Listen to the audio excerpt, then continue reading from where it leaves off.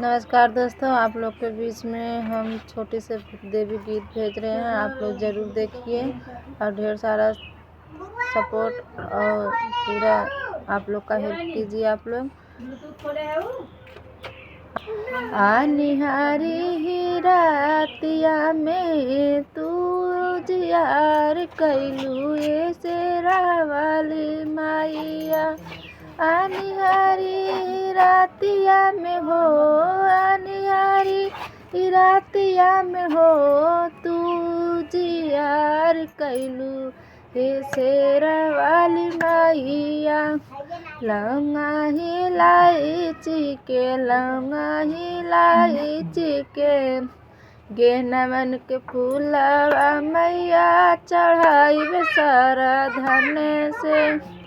गेनवन के फूलवा मैया चढ़ाई सारा धन से। निहारी रातिया में कहलू तू मैया उजियार हो ये शेरा वाली मैया। निहारी रातिया में तू कहलू उजियार ये शेरा वाली मैया। हेलुआ पूरी मैया, हेलुआ पूरी मैया, नारियल के गोलावा के लगैब तोहरो भोगिया ये देवी मैया। नारियल के भोगवा के तोह के चढ़ैब भोग लगई है ये देवी मैया। निहारी रातिया में, निहारी रातिया में कैलू तू जियाला हे देवी मैया, हे देवी मैया। निहारी रातिया में कैलू तू जियार हे देवी मैया। नारियल नारियल लेडुअन अगरबत्तिया ये मैया।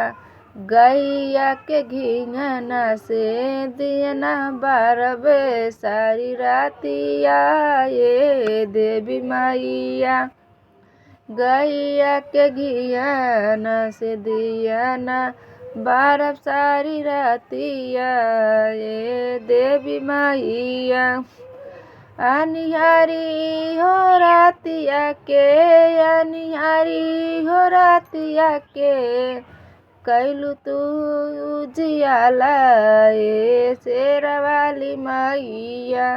कैलू तू जियाला ये शेरा वाली मैया।